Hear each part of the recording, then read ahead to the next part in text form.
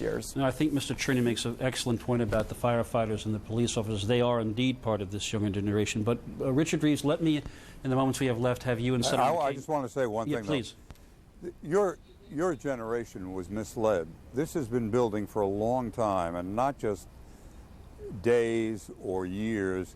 It's been building for practically since the Crusades.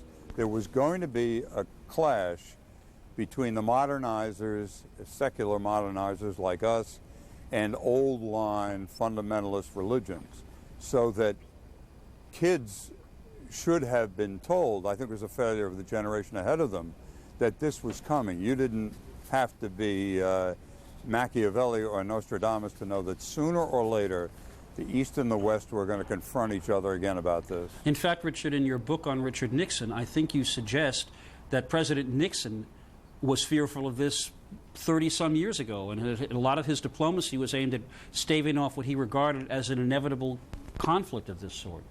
Nixon thought, not that he talked about it in public, that inevitably there was going to be a conflict between the East and the West, and that the East would win, led by China, by Japan, and by India, that they would eventually defeat the West, and the job of Western leaders was to hold off that confrontation for as long as possible. Now we're seeing a bit of it. Let me turn to Senator McCain with what I guess is the kind of question that's difficult to ask, but I think has to be. If, in fact, Richard Reeves is right, that there is now a kind of conflict looming of the most, no pun intended, fundamental sort between the modern world and fundamental radical fringe of Islam, is there a policy, is there a military strategy that can possibly deal with that? I mean, I can imagine the cleverest military strategy in the world, and yet the next generation will still dream of being suicide bombers because that's how they're raised. What do you do about that?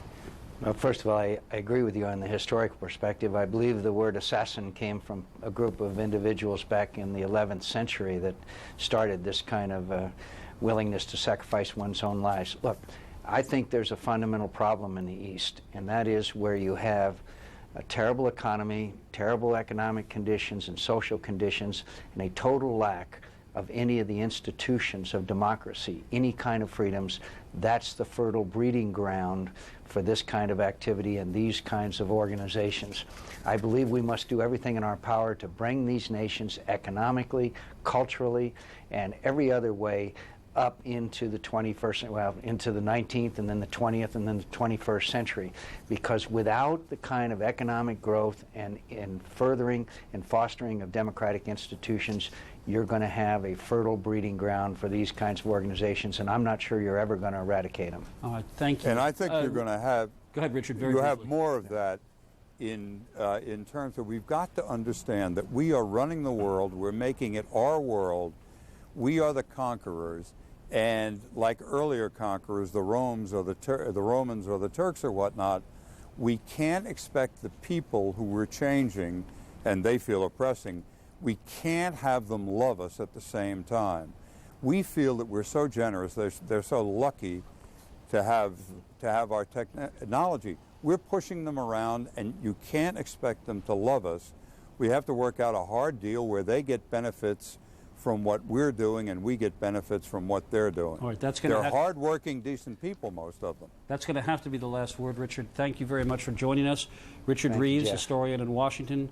Senator John McCain from Phoenix, Arizona. I appreciate you staying with us this hour. And Andre Cherney in Los Angeles, who is a member of a younger generation that's facing a world that I don't think any of us could possibly have imagined. Thank you all for being with us. And through the magic of television, Jeff is here. You taped that earlier. First of all, let's talk about some of this. Don't you hate it when the 26-year-olds are that smart? You know, I using lines that people used to use, I have ties older than him.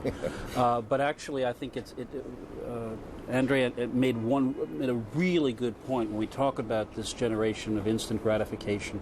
The firefighters, the police officers, the rescue workers, well, many of them are in their 20s. Oh, you see, I mean, I was driving in today, and you see them. They're kids.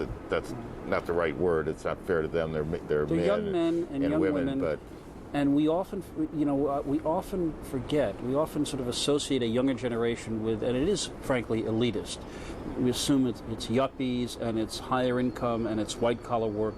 You've got all these people all over the country before this who were doing heroic work, dangerous work, life-threatening work. And what we saw these last 4 days on the part of that element of the younger generation was as heroic as anything the greatest generation did. I mean, how many people made the same point as they were running out of those buildings?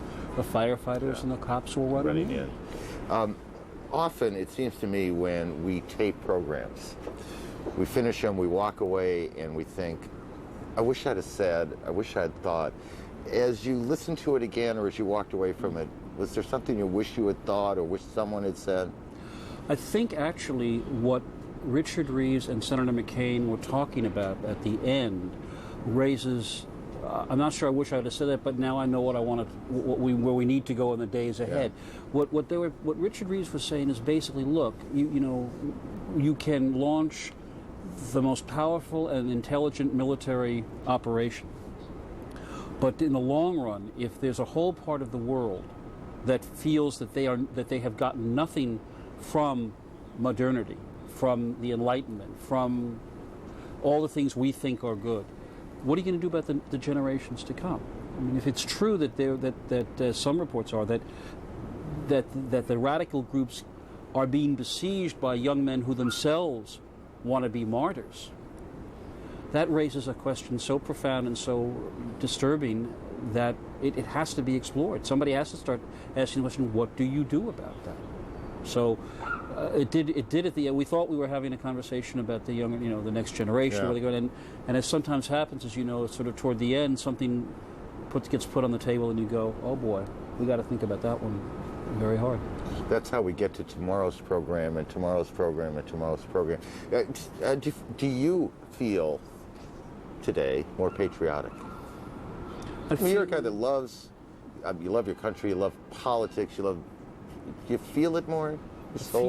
I feel that everything is more serious. I cannot stop thinking of the utter inconsequentiality of so much of what was obsessing the news media 6 days ago, and was obsessing the country at large. I mean, so many things. I don't just mean the kind of stupid stories that we flog to death. A publicist gets in an auto accident in a trendy watering hole, and that's news. And Lord knows, we haven't heard much about a certain California congressman these last 5 days. But to realize that all the assumptions of a week ago of the kind of lives we were living. I've got a 19-year-old son. Did that ever occur to me that whatever he was going to face in this world, the prospect of somehow being either threatened with terror, or maybe being asked to... What's your son saying, Dave, about all this? No, what's he saying? He's watching this, as is my older daughter, with, I think, a sense of almost being stunned. I mean, this is, all of us are, but for a younger generation, never mind doesn't remember World War II, doesn't remember Vietnam, hasn't lived through anything. The crisis that he's lived through was impeachment and Monica, which was at least as much farce as it was drama. And now I think, who wouldn't, if you were 19 or looking at the rest of your life and thinking it is going to be so profoundly different, perhaps, than I would have thought. So that's why, yes, I'm thinking, much more about the danger the country's in, but I'm also thinking of how much more consequential this isn't anything I've ever lived through.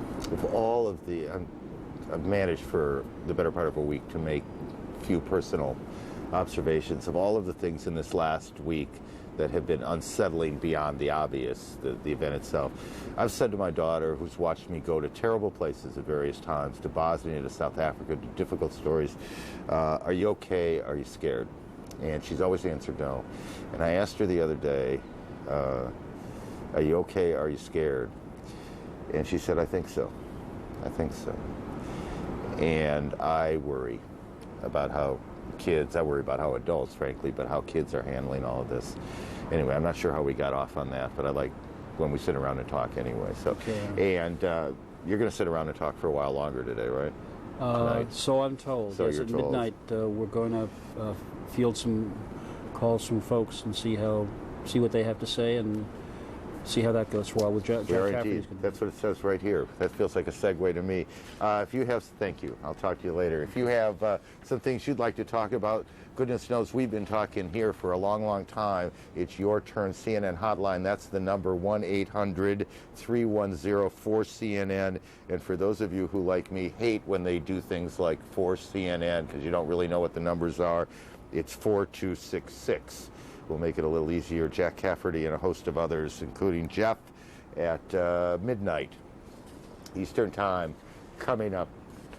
Go back to the excuse me, the ground zero scene. We're going to try and see this fire truck coming out one more time. As we said, a number of fire vehicles were buried, and it just gives you a sense of how the work is coming. Look at the condition of that. I don't mean the dirt on it. Just look at it. But, you know, I suspect that those firemen and women, that was a big moment, a kind of victory. It's not like finding one of your guys, goodness knows, but look at it, how mangled that looks, being towed away.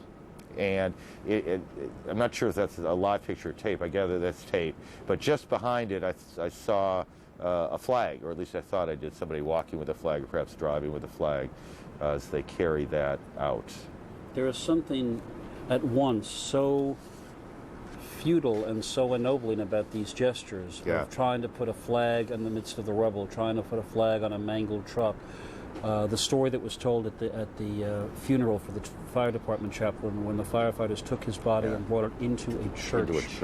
To pay it its respects. These gestures seem at once so small compared to what happened, and yet they're so human that... Nice, powerful picture, that. Back to the business. In this case, the business of business. Come Monday morning, for the first time in a week, the stock markets will open. The Amex, the NASDAQ, the New York Stock Exchange will open. They spent the day testing out all of the telecommunications, the computers, all of that really does make these stock exchanges work. Greg Clarkin has more on that. The opening bell is expected to sound on Wall Street Monday morning, breaking the silence that has blanketed the New York Stock Exchange since Tuesday's terrorist attacks. Sitting just a few blocks east of what was the World Trade Center, the NYSE has been covered in ash, but the grime is now washed away, replaced by an American flag. After hours of testing its internal systems Saturday, Chairman Richard Grasso declared all systems go and vowed Monday's opening bell would be rich in symbolism. To send a very important message to the criminals who so heinously attacked this country, that they've lost. The American way of life goes on, business recommences. The NYSE sustained no major structural damage, and inside the more than 100-year-old building, technicians tested the systems linking brokerages to the exchange, and the results have been encouraging. We are very pleased with the progress that all of the firms have made, particularly our major firms who account for the lion's share of the order flow here. Uptown, the NASDAQ has run tests of its own and termed those results terrific. It too vows to begin trading Monday morning. As for the American Stock Exchange, it suffered damage to its building and will trade out of the NYSE. The exchange and the city of New York have worked to restore access to the financial district. Once there, employees will find even tighter security around the NYSE, and everything from counselors to deal with trauma to surgical masks to deal with dust will be readily available. Greg Clarkin, CNN Financial News, New York. And on the subject of business, it's going to be a very long time indeed before the airlines are back in business, or at least back in good business.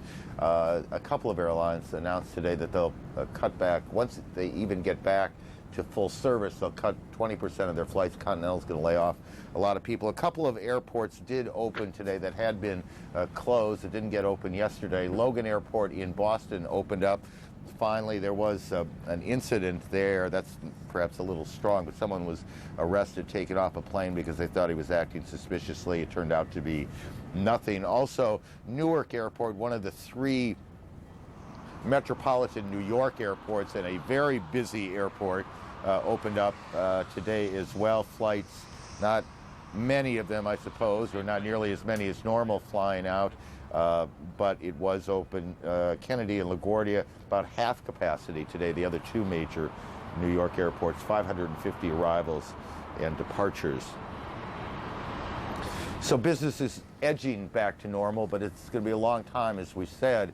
Continental Airlines announced today that it will lay off 12,000 employees, and its chairman said that the industry itself is losing $300 million a day. Bruce Francis has more on that. Continental Airlines says it is furloughing 12,000 employees, more than a fifth of its workforce, as it cuts 20% of its schedule. Continental's just getting early. We're not going to be bankrupt first, I'll tell you that. But we're going to be first to move to prevent it, and I think that's a prudent thing to do. Northwest is also cutting its schedule by 20%, although it hasn't announced any job reductions. Most airlines are flying reduced schedules right now, but at a heavy loss. The airline industry has been losing as much as $275 million a day since Tuesday's terrorist attacks.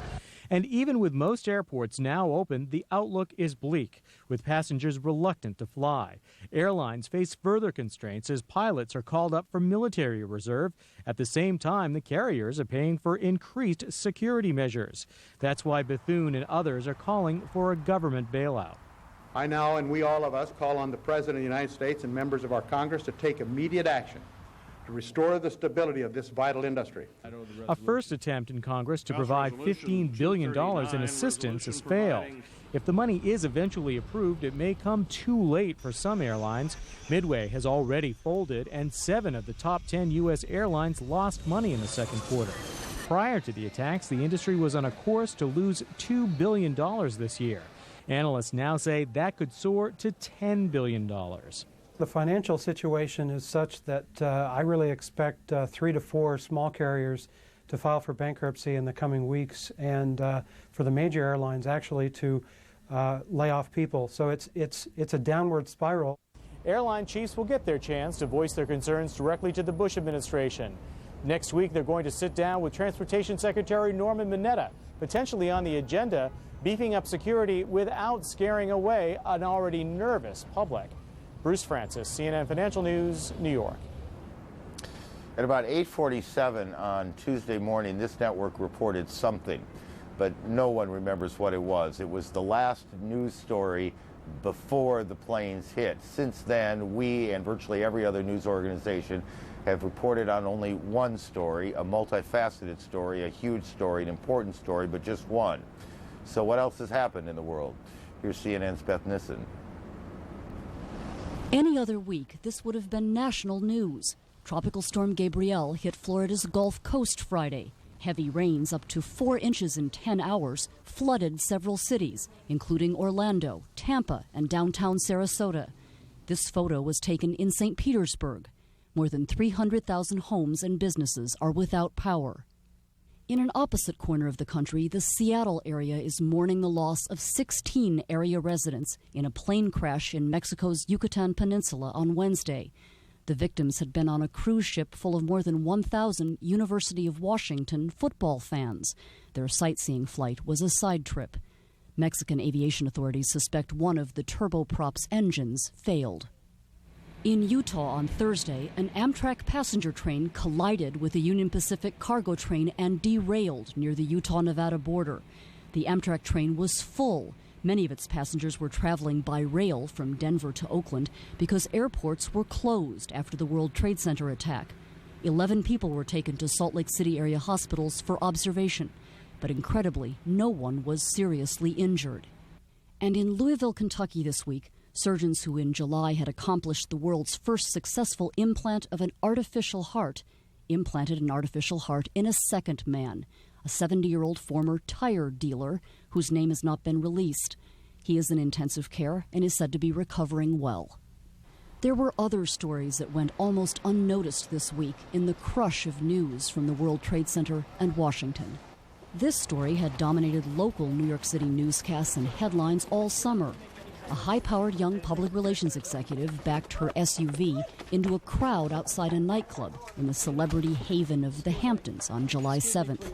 16 people were injured, several seriously. This week, a Long Island grand jury indicted the woman, Lizzie Grubman, on 26 counts, including charges of assault, drinking and driving, and fleeing a crash scene. There were also developments in the story that dominated the national airwaves this summer. California legislators this week approved the redrawing of Representative Gary Condit's district, removing part of the congressman's traditional base of support and making it less likely that he will win re-election after reports of his personal connection with Chandra Levy, the missing Washington intern. It seems hard to believe now how much attention was fixed for so long on this one missing person. Light poles, bus stops, and store windows in New York City are now papered over with photos and posters of the missing, who officially number almost 5,000. For families and friends who are desperate for word on the fates of this legion of the missing, no other news matters. Beth Nissen, CNN, New York. As most of you know, a very provocative way to end that, wasn't it? As most of you know, virtually all of the sports activities have been canceled, at least through the weekend. Major League Baseball canceled its games Tuesday, will not start up again until Monday in some cities, Tuesdays in others. The National Football League canceled its games too, and those of you old enough to remember will recall that in 1963, the NFL on the weekend, the Sunday after President Kennedy was assassinated, did go ahead and play its games. The then Commissioner Pete Rozelle said many, many years later excuse me, that was the worst decision he ever made. In any case, there was no question that athletes and the people that own these teams thought better of gathering a lot of fans in stadiums across the country. It will start up again soon, but not this weekend. More on sport and the tragedy from CNN and Sports Illustrated correspondent Mark Viviano. Saturday was a crisp, fall-like day around the United States, a day when college football would normally dominate the sports world, but once again, Tuesday's tragic events cast a long shadow. 116 Division I-A college football teams had their games postponed, but not all stadiums were deserted. At Ohio State University, 15,000 fans, about 85,000 less than would have watched the Buckeye football team play San Diego State, paid tribute to the dead and missing. While at Clemson University, about 7,000 fans silently watched flag-carrying ROTC cadets instead of the Tiger football players making the traditional run down the hill at Clemson Stadium. 15 NFL games will be missed on Sunday and Monday night, but players like these New Orleans Saints continue to aid in the rescue and relief effort in any way they can. The defending Super Bowl champion Baltimore Ravens worked out Saturday, but their minds were far from the gridiron. I don't know how hard or how easy it's going to be to get to work next week, but you got to try and focus as much as possible on the task at hand and try to not forget, but try to put this aside for a little bit and focus on what you're doing. One event that did go on as scheduled was the German 500 auto race in Berlin, renamed the American Memorial. But the race was also overshadowed by tragedy as driver Alex Zanardi was critically injured in this horrific crash just 12 laps from the finish. Both Zanardi's legs had to be amputated as a result of the accident. He is in critical but stable condition. Major League Baseball is gearing up to resume its regular season on Monday, with news of stringent new security measures including no backpacks or large bags and no coolers allowed to be brought into stadiums. On Saturday, the New York Yankees had their first official workout since Tuesday. The defending world champions struggled to just put the bat on the ball and play a simple game of catch. We may be able to offer some kind of distraction to the sadness that's going on. It's going to be difficult. It's going to be difficult for everybody involved.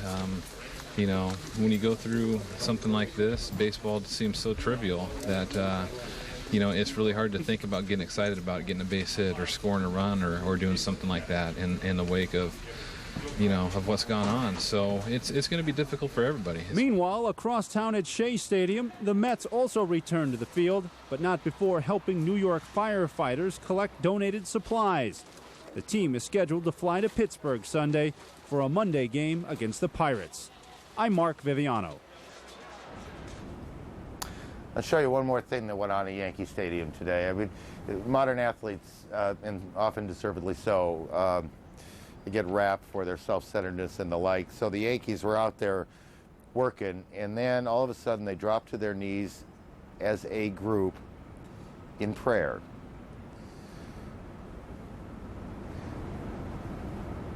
Their country, the people who lost their lives, all of it.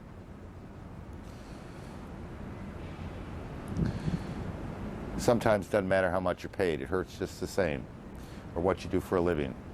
And the flags at Yankee Stadium and around the country at half-staff. Fans will come back to the ballpark next week, here and around the country. It won't be the same. Very little will be.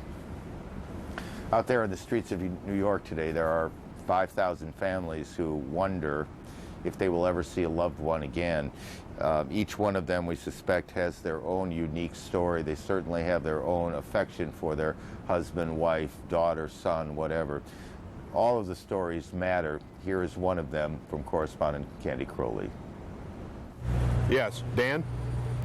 Yes, this is David Vincent. He's an Eastman Kodak executive from Webster, New York. A man with a problem to solve, a man on a mission. How is it being set up so that I can make the best use of my time? Because you're working a timeline here. You have to get to your daughter as fast as you can. Melissa is missing. She's a technology recruiter at Alliance Consulting. But we know that that's 102nd floor of Tower 1. The enormity of what's happened in David Vincent's life shows on his face, but does not slow his step. Please take a picture. Please focus on the picture.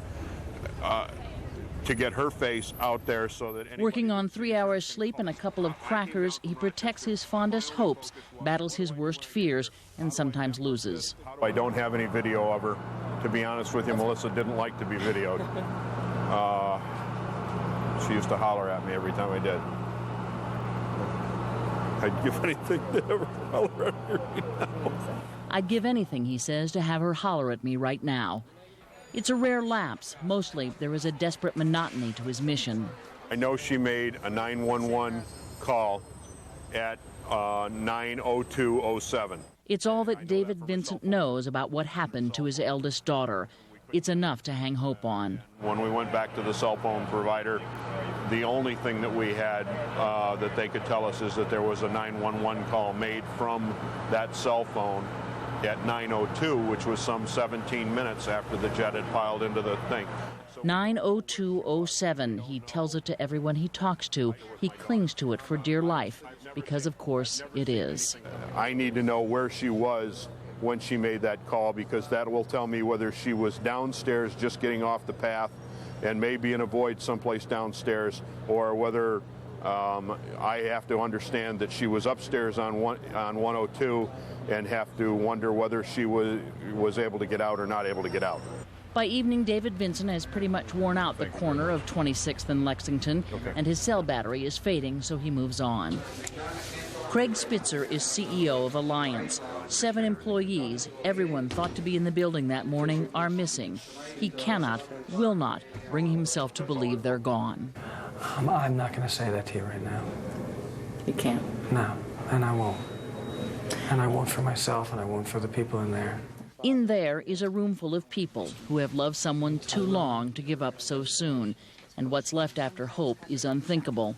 It is why they agreed to expose this rawest of human times to the glare of the camera lens, because maybe somebody out there has information about Roland, something that will keep his brother moving. I go to sleep with hope, I wake up with none. And perhaps somebody saw Eric in a stairwell racing to safety. We don't know. Maybe he's out there someplace, got hit on the head, and he doesn't know who he is. You know, maybe he's unconscious and he didn't have any identification on him. And as it turns out, nobody can say for sure that Melissa was in the office for that 8:30 meeting. I have to tell you, Craig, that's the best news that I could possibly hear, because what you're telling me is you can't confirm Melissa in that office space, and that's what I had to know. Yeah. That's what keeps me going. So if you know anything about Melissa, call her father. He'd give anything to hear her holler at him again. Candy Crowley, CNN, New York. We have seen, all of us together, you and I, so much sorrow and sadness this week. Up next, CNN Hotline. Jack Cafferty hosts a cast of several, a chance for you to call in, speak out, talk about the things that are on your mind in this awful and difficult week. At first light tomorrow, I'm going to take a tour of Ground Zero, and we'll report on that here tomorrow night at 10. We hope you'll join us. Until then, good night.